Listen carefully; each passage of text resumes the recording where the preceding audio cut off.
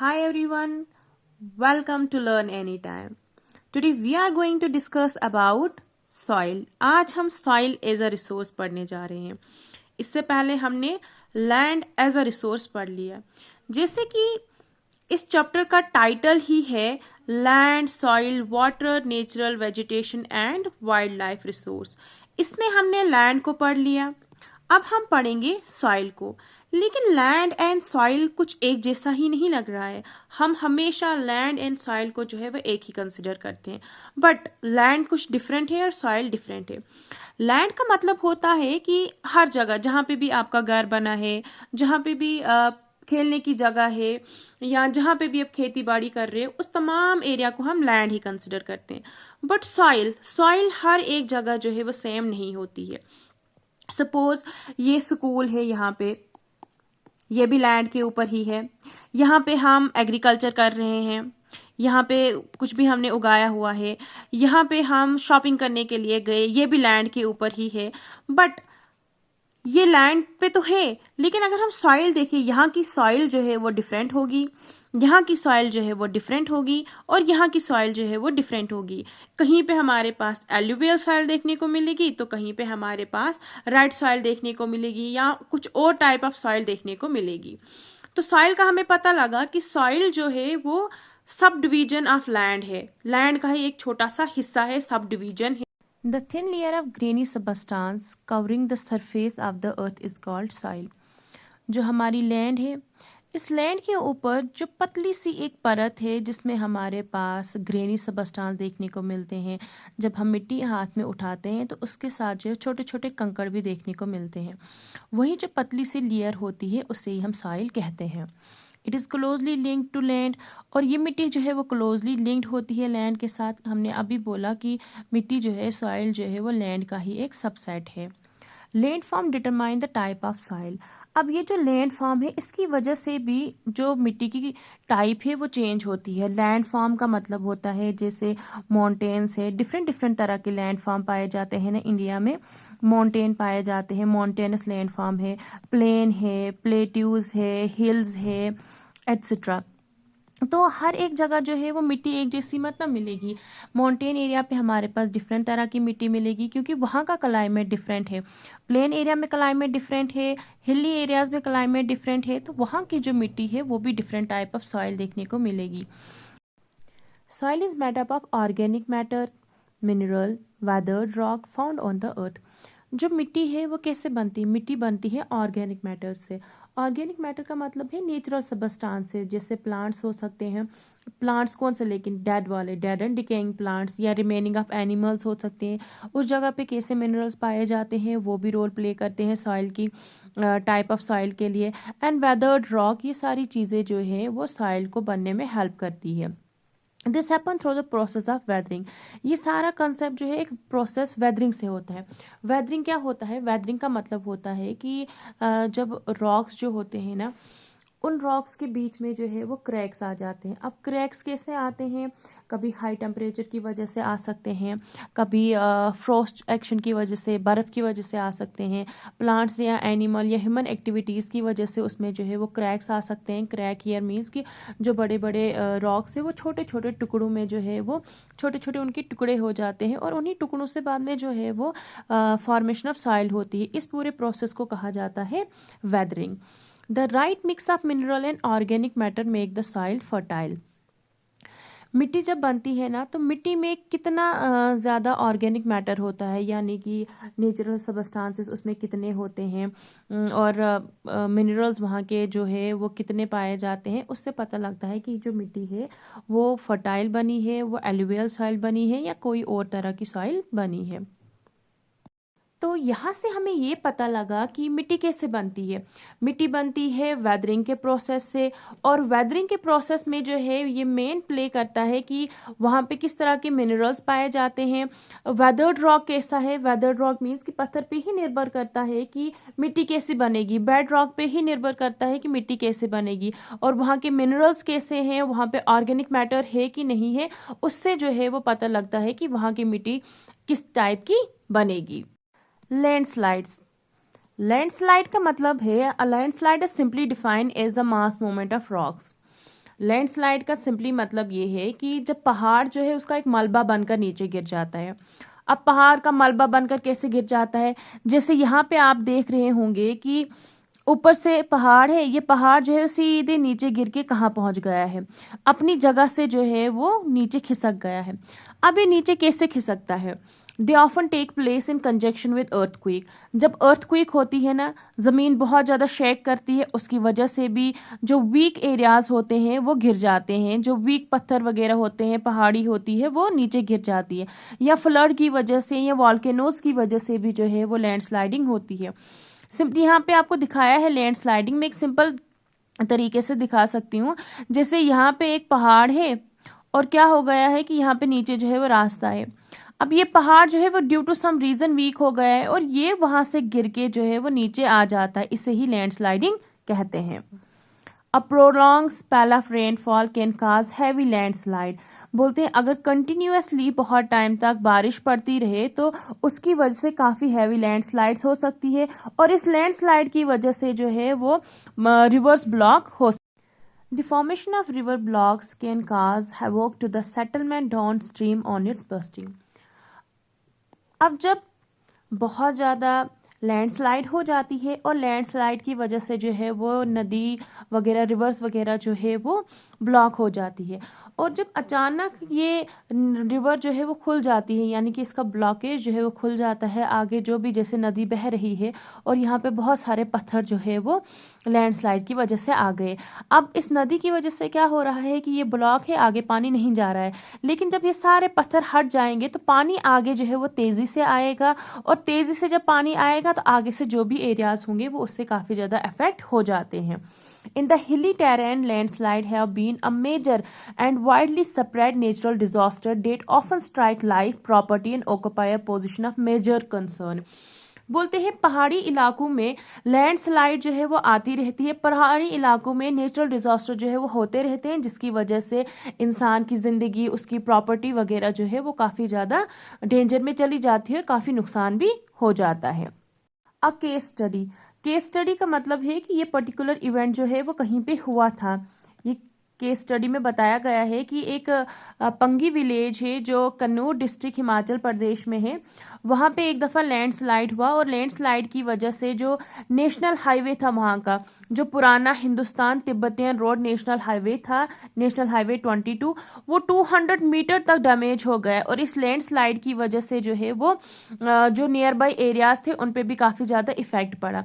अब रीजन यहाँ पे दिया है कि ये लैंडस्लाइड क्यों हुआ, ये लैंडस्लाइड जो है वो इंटेंस ब्लास्टिंग की वजह से हुआ। जो पंगी विलेज में ब्लास्टिंग चल रही थी तो उसकी वजह से ये वाला एरिया काफी ज्यादा वीक था और ये कोलैप्स हो गया और नीचे जो है वो गिर गया।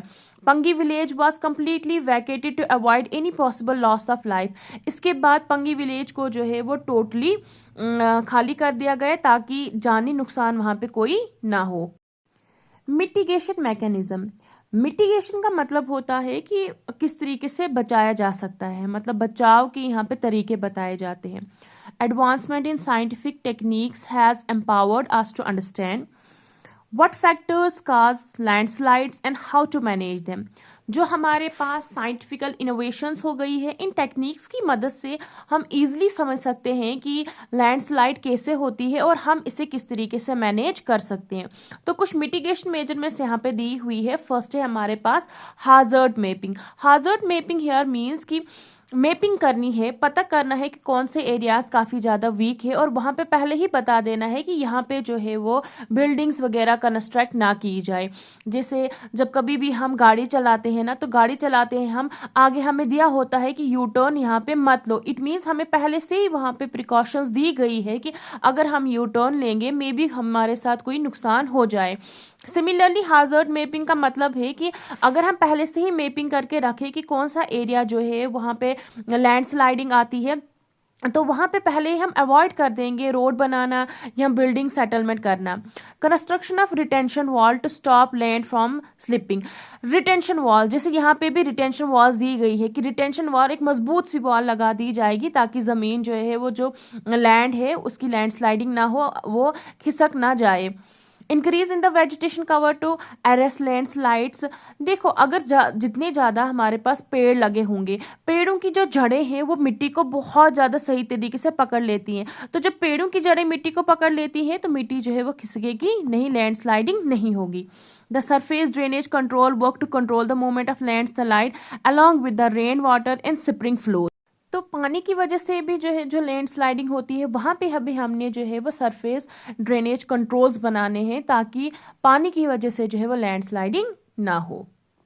Soil profile, soil profile parent rock, जिस तरह का यहाँ पे रॉक होगा उसी तरह की ऊपर जो है वो मिट्टी बनेगी। तो जो पेरेंट रॉक यहाँ पे होगा, वेदर्ड रॉक मटेरियल, जो भी वहाँ पे वेदर्ड रॉक मटेरियल्स पाए जाते हैं जैसे ऑर्गेनिक मैटर या जो भी मिनरल्स वहाँ पे पाए जाएं। सब सॉइल विथ सैंड, यहाँ पे मिट्टी में सैंड, सिल्ट एंड क्ले पाया जाता है और ऊपर हमारे पास टॉप सॉइल देखने को मिलती है। अब अगर पेरेंट रॉक यहाँ पे जो है वो डिफरेंट होगा तो ऊपर भी मिट्टी हमारे पास डिफरेंट देखने को मिलेगी। जैसे फॉर एग्जांपल अगर हमारे पास यहाँ पे जो है वो ऑर्गेनिक मैटर इसमें काफ़ी ज़्यादा होगा तो मिट्टी फर्टाइल होगी, तो टॉप वाली मिट्टी हमें जो है वो एलुवियल मिट्टी देखने को मिलेगी। अ top soil with humus and vegetation, इस पे वेजिटेशन करते हैं हम, एग्रीकल्चर वगैरह करते हैं। और ह्यूमस, ह्यूमस का मतलब होता है a mixture of various things like animal waste हो सकता है, डेड एंड डिकेइंग प्लांट्स हो सकते हैं, उससे ह्यूमस बनता है। Humus is very good for fertile soils जिस पे हम एग्रीकल्चर करते हैं। डू यू नो, क्या आप जानते हैं, it take hundreds of year to make just 1 centimetre of soil, हमें 1 सेंटीमीटर ऑफ मिट्टी जो है वो बनाने के लिए हंड्रेड्स ऑफ ईयर लग जाते हैं। हम नहीं बनाते हैं मीन्स कि वेदरिंग के प्रोसेस को एटलीस्ट 100 ऑफ ईयर लग जाते हैं 1 सेंटीमीटर मिट्टी बनाने में। फैक्टर्स ऑफ सॉइल फॉर्मेशन, मिट्टी कैसे बनती है, मिट्टी को बनने के लिए क्या क्या चीज़ें इंपॉर्टेंट है। अगर हम एक एग्जाम्पल से समझे, हम दाल बना रहे हैं, ठीक है, अब हमने यहाँ पे बीन्स, राजमाश की दाल जो है वो लगा दी। अब दाल बनाने के लिए हमें क्या क्या चाहिए, पहले तो बीन चाहिए, दाल चाहिए, फिर हमें पानी चाहिए, फिर हमें स्पाइसेस चाहिए और साल्ट वगैरह वो सारा इसी में आएगा। फिर हम इसे हीट अप करेंगे और हमें दाल बन जाएगी। अब दाल कौन सी बनेगी, यही हमने बीन लगाई ना, तो इसी की दाल भी बन जाएगी। वैसे ही यहाँ पे है कि जो मिट्टी है उसकी फॉर्मेशन कैसे होती है, मिट्टी की फॉर्मेशन होती है पेरेंट रॉक से और क्लाइमेटिक फैक्टर से। पेरेंट रॉक का मतलब ये है कि जिस तरीके का रॉक होगा, जैसे मैंने यहाँ कहा कि दाल हमने बीन लगाई तो एंड पे बीन ही बन के आएगी, लेकिन थोड़ा सा उसका टेस्ट वगैरह डिफरेंट होगा। सिमिलरली जिस तरीके के रॉक्स होंगे, उन रॉक्स को जब वेदरिंग प्रोसेस हो जाएगा तो उसी तरीके की मिट्टी भी ऊपर बन के आएगी हमारे पास।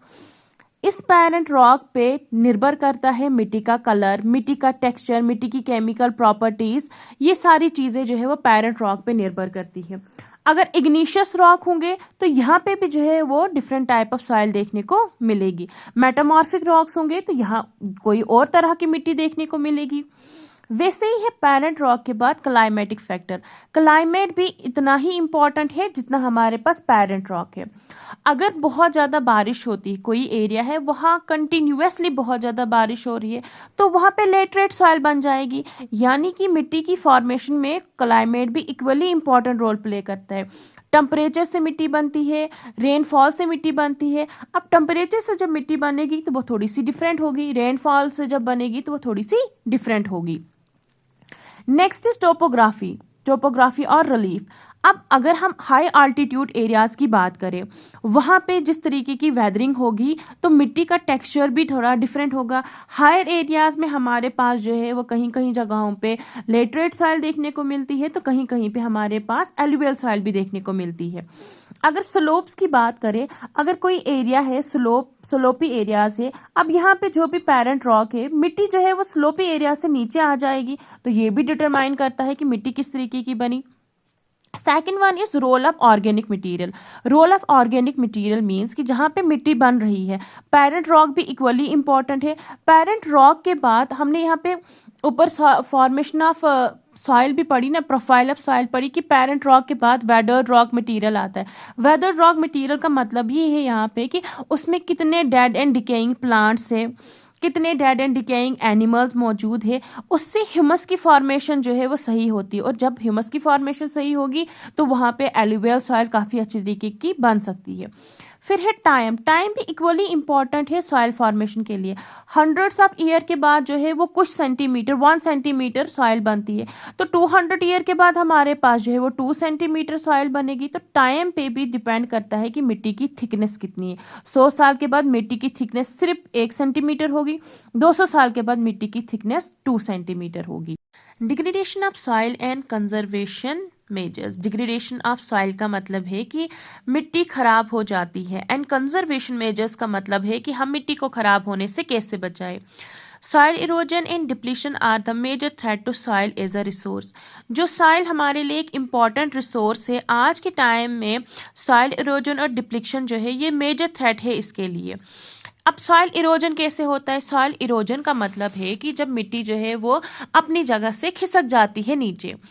Both human and natural factors can lead to degradation of soil. दोनों, इंसान भी और नेचुरल फैक्टर्स की वजह से भी जो है वो मिट्टी खराब होती है। इंसान की वजह से कैसे होती है मिट्टी खराब? जब इंसान बहुत सारे पेड़ पौधे काटता है, डिफॉरेस्टेशन कर देता है, अपने जानवरों को ओवर ग्रेजिंग कराते हैं, या फिर ओवर यूज करते हैं केमिकल फर्टिलाइजर्स का, पेस्टिसाइड्स का, उसकी वजह से मिट्टी खराब हो जाती है। और नेचुरल फैक्टर है, जब बहुत ज्यादा बारिश आती है, बारिश अपने साथ जो है वो मिट्टी को ले जाती है, लैंडस्लाइडिंग हो जाते हैं, फ्लड हो जाते हैं, ये नेचुरल फैक्टर है जिसकी वजह से मिट्टी खराब हो जाती है। Some methods of soil conservation are listed below. अब कुछ मेथड्स दिए गए हैं कि हम किस तरीके से मिट्टी को जो है वो बचा सकते हैं। मिट्टी को हम बहुत सारे तरीकों से बचा सकते हैं, जैसे एफॉरेस्ट्रेशन करके, बहुत सारे पेड़ पौधे लगा के, ओवर ग्रेजिंग के ऊपर कंट्रोल करके, केमिकल फर्टिलाइजर्स एंड पेस्टिसाइड्स को मतलब रिप्लेस करके कि हम ऑर्गेनिक फर्टिलाइजर्स का इस्तेमाल करें। उसके अलावा भी यहाँ पे कुछ और भी मेथड्स दिए गए हैं, जैसे मल्चिंग है। मल्चिंग जो है वो आप लोगों के लिए एक न्यू कॉन्सेप्ट होगा।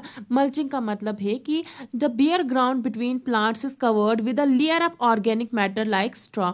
जो खाली एरिया होगा प्लांट से, सपोज यहाँ पे जो है वो एक पौधा लगा हुआ है, यहाँ पे प्लांट्स लगे हुए हैं और प्लांट्स के इर्द गिर्द में जो है वो काफी ज्यादा एरिया खाली है।